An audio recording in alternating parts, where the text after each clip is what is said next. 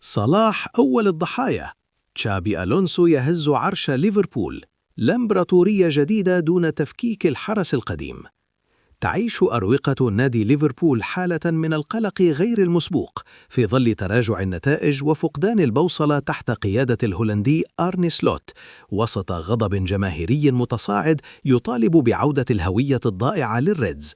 ومع انسداد الأفق، باتت إدارة النادي مقتنعة بأن الحل لن يكون بالترميم، بل بالهدم وإعادة البناء من الصفر. في هذا التوقيت الحرج، برز اسم الأسطورة الإسبانية تشابي ألونسو كخيار وحيد لإنقاذ السفينة الغارقة، لكن عودة المايسترو إلى أنفيلد لم تأتي محمولة على الذكريات والعواطف، بل على شروط نارية تقلب الموازين رأساً على عقب. مهمة إنقاذ بلا عاطفة. ألونسو الذي أنهى رحلته مع ريال مدريد مؤخراً لا يرى ليفربول نادياً للحنين، بل مشروعاً لإثبات فلسفة تدريبية صارمة. ووفقاً لشبكة فيتشاجز الإسبانية، اشترط المدرب الحصول على صلاحيات مطلقة لإعادة هيكلة الفريق بعيداً عن سطوة النجوم التاريخيين وضغوط المدرجات.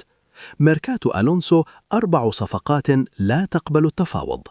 يرتكز مشروع المدرب الإسباني على فريق شاب سريع وشرس، وحدد 4 قطع أساسية لبناء النسخة الجديدة من ليفربول. بديل فان دايك الهولندي ميكي فان ديفين توتنهام لما يمتلكه من سرعة وقدرة على إنقاذ الخط الخلفي.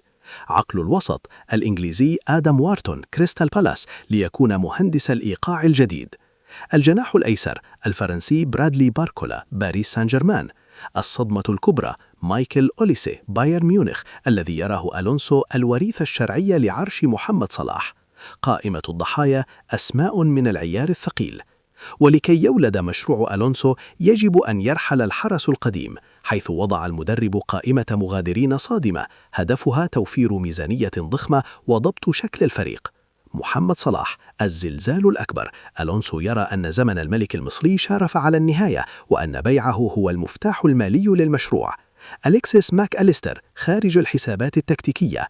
كوناتي جرافنبرش جاكبو ضمن عملية تطهير فني شاملة. الآن تقف إدارة ليفربول أمام أخطر قرار في العقد الأخير، إما المغامرة بمستقبل غير مضمون عبر التضحية بالرموز، أو الاستمرار في نفق سلوت المظلم. فهل يجرؤ الريدز على بيع صلاح من أجل عيون ألونسو؟ عاقل؟ قصة طريفة. يقال إن أحد مشجعي ليفربول كتب تعليقاً ساخراً بعد تسريب قائمة الراحلين: لو ألونسو طلب بيع أنفيلد نفسه عشان يمول المشروع، الإدارة ستفكر. تعليق لخص صدمة الجماهير بين الحلم والكوابيس.